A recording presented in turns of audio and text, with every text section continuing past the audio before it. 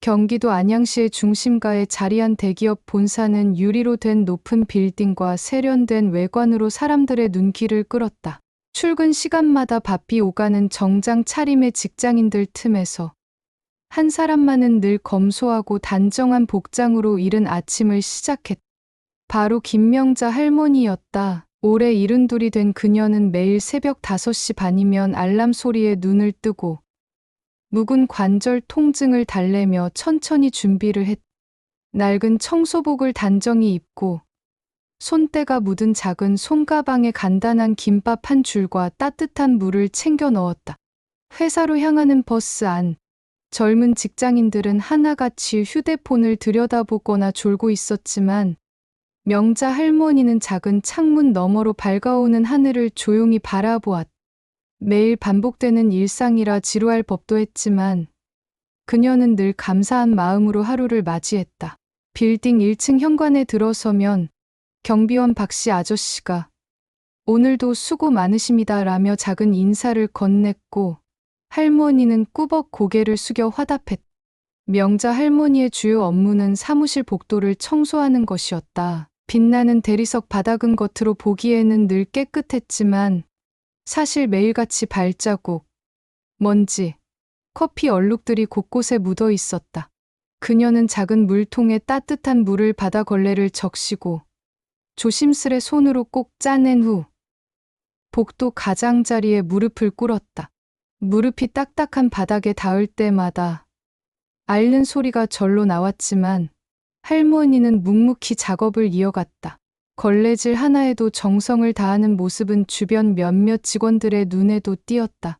그녀는 항상 같은 순서로 움직였다. 맨 처음 3층 복도의 가장자리를 돌고 엘리베이터 앞을 닦은 뒤 회의실과 사장실로 이어지는 복도로 넘어갔다. 복도에는 종종 커피를 쏟은 자국이나 구두 자국이 남아 있었지만 할머니는 절대 투덜대거나 얼굴을 찡그리지 않았다. 오히려 걸레에 힘을 줘 문지르며 얼룩을 지우고는 조용히 미소를 지으며 다음 구역으로 넘어갔다. 한 번은 고급 구두를 신은 부장급 직원이 급히 지나가며 물기 있는 바닥을 밟고 미끄러질 뻔한 적도 있었다.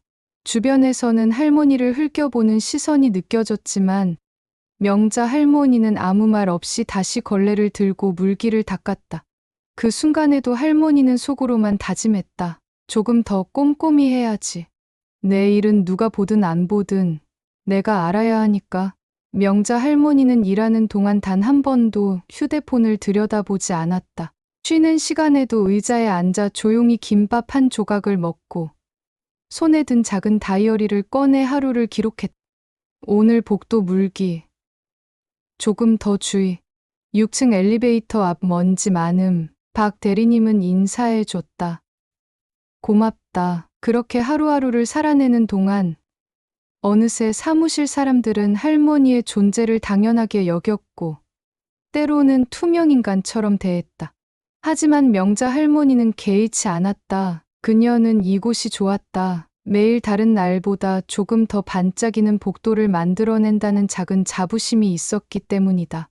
바닥에 비친 자신의 구부러진 허리를 보며 명자 할머니는 문득 어린 시절을 떠올렸다. 어린 시절 부모님이 늘 가르쳐 주던 말. 내가 하는 일은 작아 보여도 정성을 다하면 언젠가 빛날 거야. 그 말을 믿으며 할머니는 다시 걸레를 손에 쥐었다. 바깥은 어느새 아침 햇살이 비추기 시작했다. 대리석 바닥 위에 길게 들이운 햇살과 그 위를 천천히 걸어가며 닦아내는 명자 할머니의 손길. 복도는 새벽의 고요함을 품은 채 반짝였다. 아무도 알아주지 않는 수고였지만 그녀에게는 충분히 의미 있는 하루였다. 명자 할머니는 그날도 한 번 더 힘을 주어 물기가 남지 않게 꼼꼼히 복도를 닦았다. 그리고 조용히 속삭였다. 오늘도 잘 부탁한다. 그러던 어느 날이었다. 평소와 다름없이 새벽부터 출근해 복도를 정성스럽게 닦은 김명자 할머니는 마무리 청소를 하며 마지막 점검을 하고 있었다. 손바닥만 한 걸레를 꼭 쥐고 한 걸음 한 걸음 조심스럽게 바닥을 훑어나가던 중 간간이 바닥에 남은 물기를 천천히 닦아내고 있었다. 아직 오전 8시도 되지 않은 시간. 복도는 조용했고 희미한 햇살이 대리석 바닥 위로 부드럽게 스며들었다. 하지만 그날은 평소와는 다른 긴장감이 회사 안을 감싸고 있었다. 대기업 본사로 중요한 외부 손님, 즉 대형 투자사 대표와 그 일행이 방문할 예정이었기 때문이다. 이미 경영진은 아침 일찍부터 사무실을 정리하고 분위기를 단정히 다듬으라며 직원들에게 당부를 반복하고 있었다. 평소보다 더 촉박한 움직임, 날카로워진 표정들, 조심스러운 발걸음 속에서 사무실 안은 눈에 보이지 않는 압박감으로 가득 차 있었다. 그런 상황에서 박진호 과장 역시 신경이 곤두서 있었다. 그는 요즘 부진한 실적 때문에 윗선으로부터 압박을 받고 있었고 이번 외부 손님 접대가 자신의 입지를 지킬 마지막 기회처럼 느껴졌다.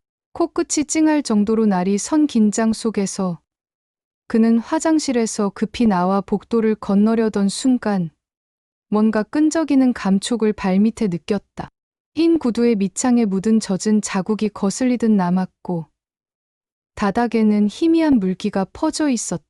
순간 박진호의 얼굴은 붉게 달아올랐다. 그는 신발을 확인하며 짜증스럽게 혀를 차더니 복도 맞은편에서 아직 청소를 마무리하고 있던 김명자 할머니를 발견했다. 명자 할머니는 아무것도 모른 채 무릎을 꿇고 엘리베이터 앞쪽을 정성스럽게 닦고 있었다. 박진호의 가슴에서는 순간적으로 억울함과 분노가 뒤섞인 감정이 치밀어 올랐다. 아니, 이 중요한 날에 복도에 물기를 남겨서 우리 회사 망신을 시키려고 작정했나?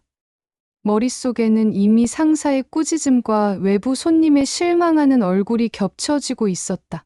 박진호는 주위를 둘러보았다. 멀찍이 떨어진 곳에는 몇몇 직원들이 조심스럽게 지켜보고 있었지만 그 시선을 신경 쓸 겨를도 없었다.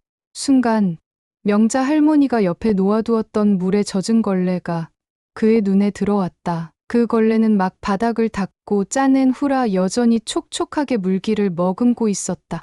할머니, 일을 이렇게 대충 해서야 되겠어요? 지금 회사 망신시키는 건가요? 박진호는 짜증 섞인 목소리로 외치며 성큼 다가가 걸레를 움켜쥐었다. 할머니는 놀라 고개를 들었지만 상황을 파악할 틈조차 주어지지 않았다. 순식간에 박진호는 손에 쥔 걸레를 힘껏 던졌다.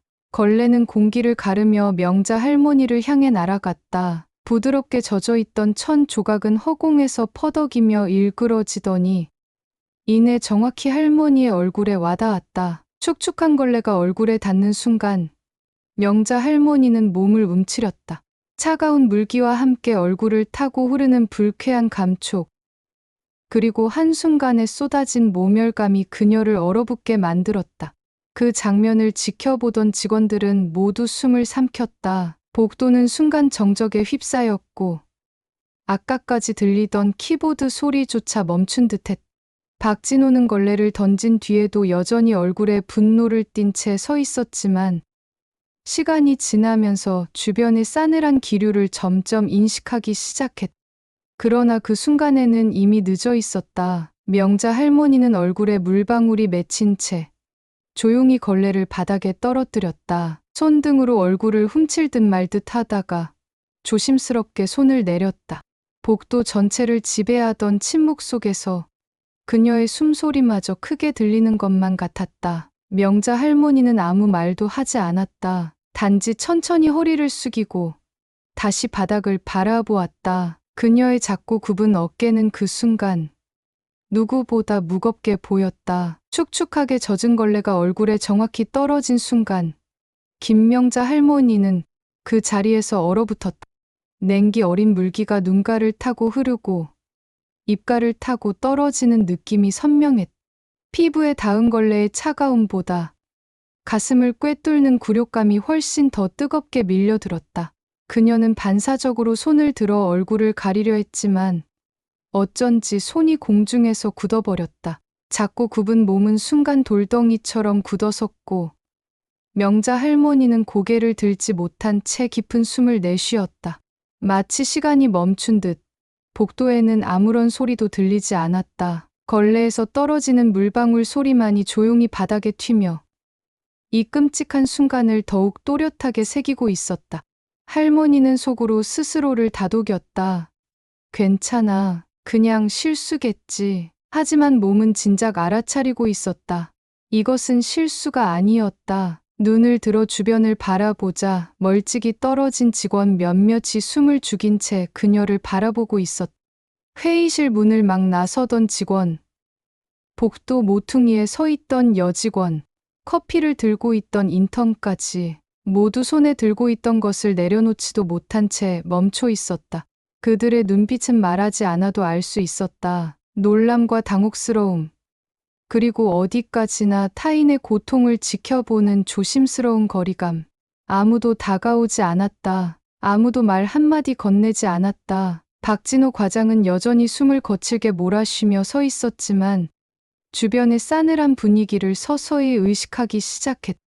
그럼에도 그는 선뜻 다가가 사과할 용기도, 상황을 수습할 방도도 떠올리지 못했다. 복도는 무거운 침묵에 휩싸였고 벽식의 초침 소리마저 유난히 크게 들릴 정도였다. 명자 할머니는 다시 천천히, 아주 천천히 고개를 숙였다. 손끝이 떨렸지만 묵묵히 바닥에 떨어진 걸레를 집어들었다. 걸레를 쥔 손은 힘없이 축 늘어졌고 할머니의 어깨는 눈에 띄게 내려앉았다. 그녀는 어떤 말도 하지 않았다. 원망도, 항변도 없었다. 그저 다시 걸레를 물통에 담고 조용히 짜냈다. 주변을 지켜보던 직원들 역시 아무것도 하지 못한 채 어색하게 시선을 돌렸다. 누군가는 스마트폰을 확인하는 척했고 누군가는 괜히 구두 끝을 내려다보았다. 모두가 이 장면을 목격했지만 아무 일도 없었던 것처럼 일상을 가장하려 애쓰고 있었다. 그러나 명자 할머니의 마음속에는 말로 표현할 수 없는 깊은 상처가 천천히 깊게 새겨지고 있었다. 그녀는 한쪽 뺨을 타고 흐르는 물방울을 닦지도 않은 채 다시 복도의 바닥을 바라보았다. 그리고 아무 일 없었다는 듯 걸레를 꼭 쥔 손으로 또 한 번 천천히 복도의 한 구석을 닦기 시작했다. 그녀의 등 뒤로는 아직도 식지 않은 싸늘한 침묵만이 따라붙고 있었다. 걸레가 얼굴에 날아와 떨어졌던 그 아침 이후 회사의 공기는 눈에 보이지 않아도 뚜렷하게 달라져 있었다. 복도 곳곳에서 들려오던 직원들의 낮은 대화 소리도, 회의실 문을 여닫는 바쁜 발걸음 소리도 마치 모두 얼어붙은 것처럼 조용해졌다.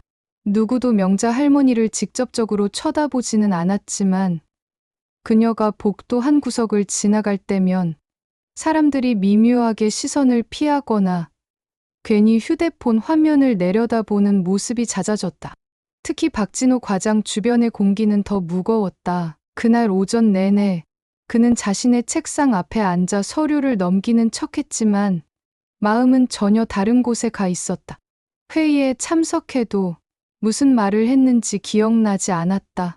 점심시간이 되어도 밥을 먹을 생각은 들지 않았다. 그는 그냥 커피 한 잔을 들고 회의실 한쪽에 앉아 창밖만 멍하니 바라보았다. 왜 저런 걸로 이렇게 분위기가 싸늘하지? 어차피 청소부인데 다들 과하게 반응하는 거 아니야? 자신을 합리화하려 했지만 박진호 스스로도 알 수 있었다. 그 순간 걸레를 얼굴에 맞은 명자 할머니의 그 얼어붙은 표정은 그의 뇌리에 깊게 박혀 지워지지 않았다. 작고 굽은 몸, 굳어버린 어깨, 눈도 제대로 들지 못한 채 걸레를 다시 쥐던 할머니의 손. 그 손은 참 많이 떨리고 있었다. 시간은 지독하게 느리게 흘렀다. 1시간, 2시간, 3시간.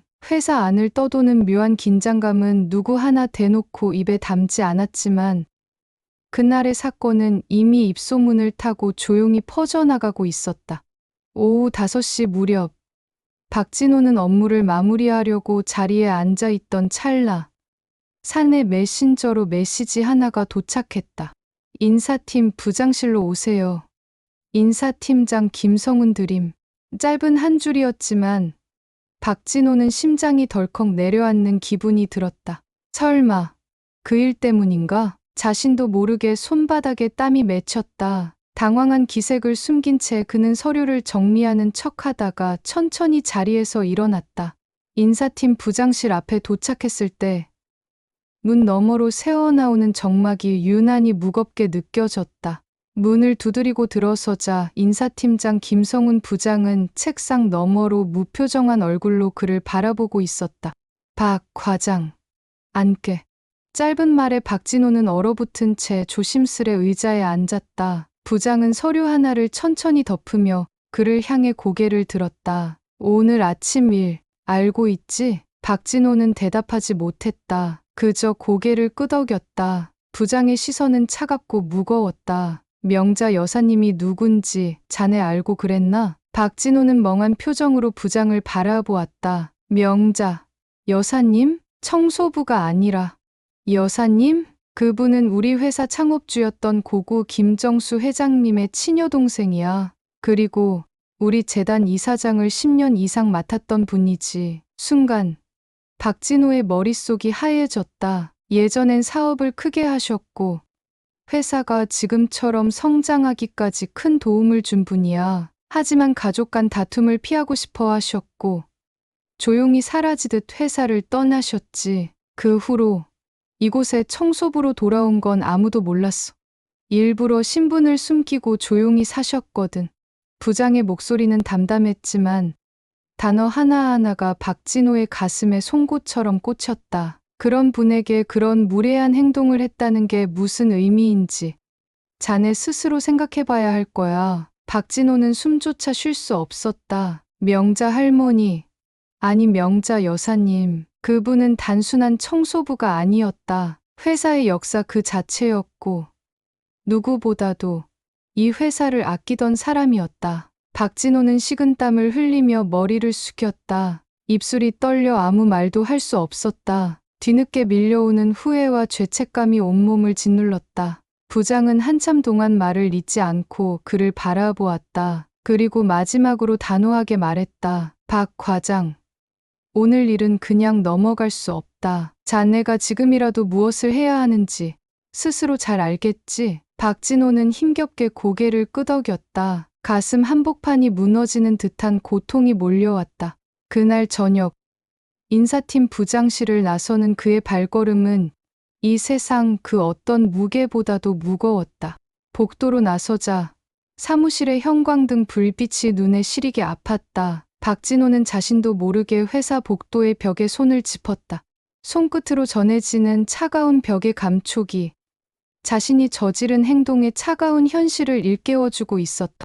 그리고 그는 생각했다. 나는 대체 무슨 짓을 한 거지? 김명자 할머니, 아니 김명자 여사는 단순히 창업주의 여동생이라는 수식어만으로는 다 담을 수 없는 사람이었다.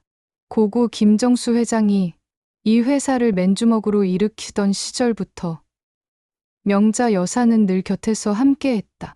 초기 사무실은 지금처럼 번듯한 빌딩이 아니라 좁은 골목길 작은 단층 건물이었다. 형 김정수가 한 손에 사업계획서를 들고 뛰어다닐 때 명자 여사는 그 곁에서 하나하나 서류를 정리하고 거래처를 찾아다니며 발이 닳도록 뛰었다. 사람들은 김정수 회장만 기억하지만 사실 회사의 초석을 다진 수많은 순간마다 김명자 여사의 손길이 있었다. 숫자에 강하고 사람을 보는 눈이 정확했던 그녀는 격리부터 인사까지 회사를 실질적으로 굴리는 중추였다. 회장이 사람들과 악수를 나눌 때 명자 여사는 조용히 계약서를 검토했고 세장이 큰 그림을 그릴 때 여사는 세부 항목을 점검했다. 창업 10년 차 회사가 안정기에 접어들면서 빈명자 여사는 자연스럽게 정수재단이라는 사회공헌 재단을 설립했다. 그 재단은 단순한 명목상의 기관이 아니었다. 지역사회장학금, 아동복지센터 후원, 의료 지원 사업 등 구체적이고 실질적인 도움을 주는 프로젝트들을 끊임없이 진행했다. 그녀는 직접 발로 뛰며 장학생 한 명 한 명을 면담했고 후원금이 제대로 사용되는지 매달 꼼꼼히 보고서를 확인했다. 그 시절 업계에서는 김명자 여사를 숨은 실세, 기업의 심장이라고 불렀다. 언론 인터뷰는 단 한 번도 응하지 않았지만 회사 내부 사람들 사이에서는 신뢰와 존경을 한 몸에 받았다. 회의 시간에 목소리를 높이는 법도 없었고 화려한 옷을 입는 일도 없었지만 명자 여사가 회의실에 들어서는 순간 공기는 자연스레 정돈되었다. 그리고 무엇보다도 김명자 여사는 사람을 중요하게 생각했다.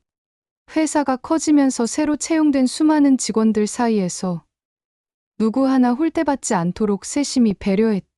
밤늦게까지 일하는 사원을 위해 간식을 챙겨놓고 경제적으로 어려운 직원 가족에게 조용히 지원금을 보냈다.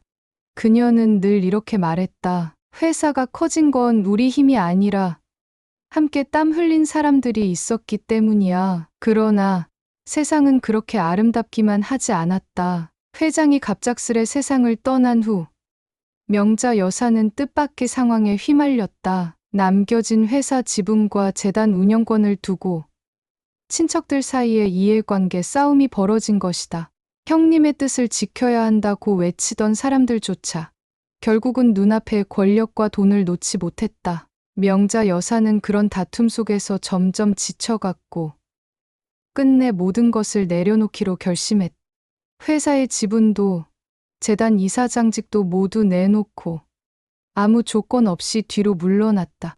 누구도 그녀를 붙잡지 않았다. 그 순간 명자 여사는 진심으로 깨달았다. 이제 내 자리는 여기가 아니구나. 그 후 명자 여사는 조용히 세상과 거리를 두었다. 하지만 생계를 위해서도 그리고 무엇보다 마음속 허전함을 달래기 위해서라도 그녀는 다시 일을 찾았다. 그리고 선택한 일이 바로 이곳, 자신이 애써 키운 회사의 청소부였다. 누구도 그녀를 알아보지 못했다. 아니, 알아보려 하지 않았다. 사람들은 그냥 한 명의 늙은 청소부로만 그녀를 바라봤다. 명자 여사는 그 익명성 속에서 오히려 편안함을 느꼈다. 매일 복도를 닦으며 그녀는 스스로 다짐했다. 사람은 직함이 아니라 마음으로 살아가는 거야. 내가 이 바닥을 깨끗이 닦듯 내 마음도 매일 닦아야지. 그렇게 묵묵히 살아가던 명자 여사였다. 하지만 오늘 박진호 과장의 걸레가 그녀의 얼굴을 때렸을 때 그녀는 오랜 세월 닦아왔던 마음의 평온이 한순간에 무너져 내리는 걸 느꼈다. 그럼에도 명자 여사는 감정 하나 드러내지 않았다. 굽은 등을 고추 세우고 여전히 조심스레 복도를 닦아나갔다. 겉모습은 변했지만 그녀의 마음은 여전히 과거와 다르지 않았다. 김명자 할머니는 모든 걸 내려놓기로 결심했을 때 주저하지 않았다.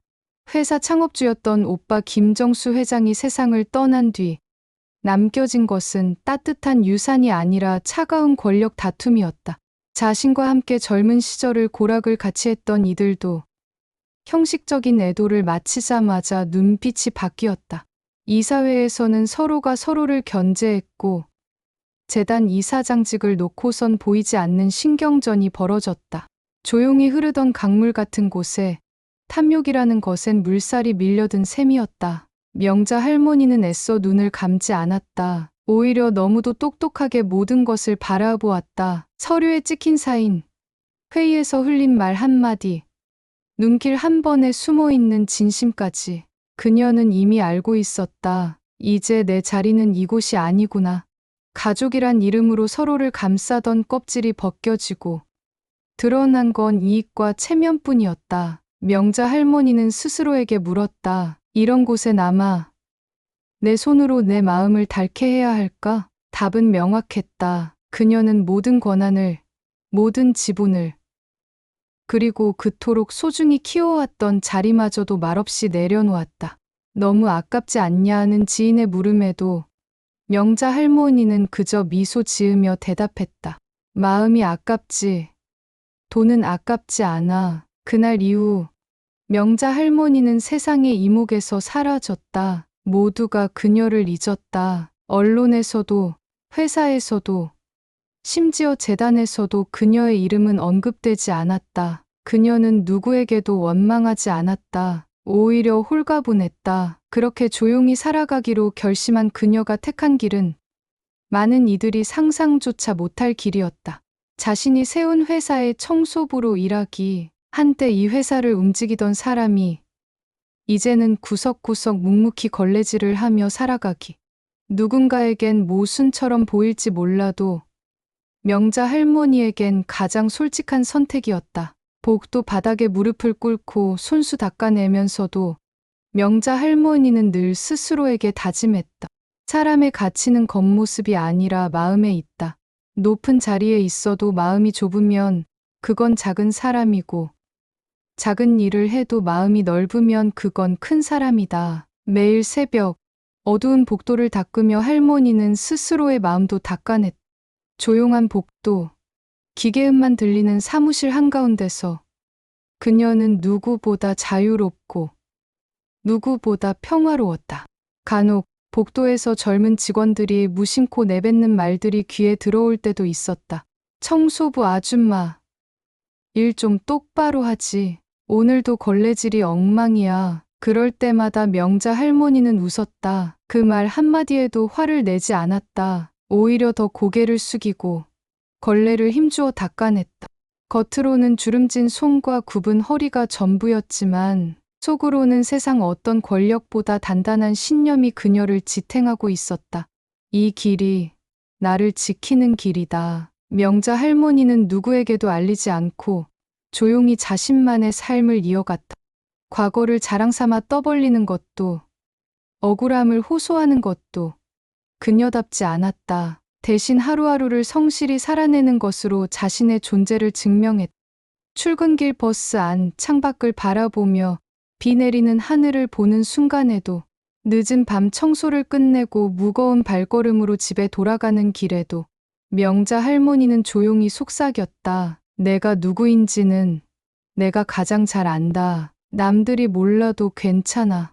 내가 나를 알면 충분해. 그 신념 하나로 김명자 할머니는 세상에 자신의 존재를 남기지 않고도 가장 고귀한 삶을 살아가고 있었다. 그날 저녁, 모든 진실을 알게 된 박진호는 무거운 발걸음으로 복도를 걸었다. 눈앞에 보이는 익숙한 풍경이 전혀 낯설게 느껴졌다. 하얀 형광등 불빛 아래 반짝이는 대리석 바닥, 바쁜 발걸음 소리, 이 모든 것들은 어쩌면 김명자 할머니가 묵묵히 닦고 다듬어온 결과였다는 사실이 이제야 가슴에 사무쳤다. 그는 자신도 모르게 복도 끝, 조용히 걸레질을 하고 있는 명자 할머니를 찾아갔다. 할머니는 여전히 천천히 한 걸음 한 걸음 묵묵히 바닥을 닦고 있었다. 조그마한 걸레를 두 손으로 잡고 무릎을 꿇은 채 구부정한 허리로 바닥을 쓸고 또 쓸었다. 박진호는 멈춰 선 채 한참을 할머니의 모습을 지켜보았다. 숨이 턱 막혔다. 미안함과 죄책감, 후회와 자책이 뒤엉킨 감정이 가슴 깊은 곳에서 끓어오르기 시작했다. 결국 그는 두 무릎을 꿇어버렸다. 쿵 하는 소리가 복도에 울렸다. 주변을 지나던 몇몇 직원들이 놀라서 발걸음을 멈췄다. 그들의 시선 따위는 이제 박진호에게 아무 의미도 없었다. 그는 고개를 숙인 채 복도 한가운데에서 참지 못하고 울음을 터뜨렸다. 죄송합니다. 정말 죄송합니다. 박진호의 울먹이는 목소리가 복도에 퍼졌다. 그의 어깨가 부르르 떨리고 이마는 바닥에 닿을 듯 숙여졌다. 어디로 도망칠 수도, 이 고통을 숨길 수도 없었다. 그는 울부짖었다. 자신이 저지른 경솔함과 오만함, 그리고 그로 인해 상처받은 할머니 앞에 그저 한낱 작은 인간으로 무너져 내릴 수밖에 없었다. 하지만 명자 할머니는 그의 울음에도, 무릎 꿇은 모습에도 아무 말 없이 조용히 걸레를 다시 집어들었다. 그녀는 박진호를 한번 바라보지도 않았다. 그저 천천히 물기가 남은 복도 바닥을 힘주어 닦기 시작했다. 걸레가 바닥을 스치는 소리만이 복도에 가득 울렸다. 그 소리는 마치 이렇게 말하는 것 같았다. 나는 내 울음에 휘둘리지 않는다. 나는 이미 오래전 나 자신과 세상에 대해 답을 내려놓았다. 박진호는 할머니의 등을 바라보며 다시 한번 흐느꼈다. 명자 할머니는 굽은 허리로 묵묵히 복도를 닦으며 어느새 그의 곁을 지나 복도의 반대편으로 걸어갔다. 그녀의 걸음은 느렸지만 단단했다. 한 번도 흔들림 없이 똑바로 복도 끝을 향해 걸어갔다. 그 모습을 지켜보던 직원들 중 일부는 조용히 고개를 숙였다. 누구도 웃지 않았고 누구도 수군거리지 않았다. 모두가 본능적으로 알았다. 그날 복도를 가로지르던 작고 초라한 뒷모습이 이 회사에서 가장 위대한 사람이었다는 것을. 박진호는 무릎을 꿇은 채 천천히 손을 모았다. 그는 더 이상 소리 내어 울지 않았다. 다만 붉어진 눈으로 멀어져 가는 명자 할머니의 등을 깊이 바라보았다. 그 순간 그는 깨달았다. 진정한 크기는 외모나 직급에서 오는 것이 아니라 남들이 보지 않는 자리에서도 묵묵히 살아내는 그 마음에서 비롯된다는 것을. 복도 끝에 다다른 명자 할머니는 잠시 멈춰섰다. 그녀는 천천히 몸을 돌려 아직도 무릎 꿇고 있는 박진호를 바라보았다. 그 눈빛에는 원망도, 연민도, 분노도 없었다. 오직 세상을 다 알고서도 조용히 받아들이는 이들의 깊은 평온만이 있었다. 명자 할머니는 아주 작은 미소를 지었다. 그리고 아무 말 없이 다시 걸레를 쥐고 바닥을 닦으며 걸어갔다. 그녀의 발걸음 뒤로 복도는 더욱 빛나기 시작했다.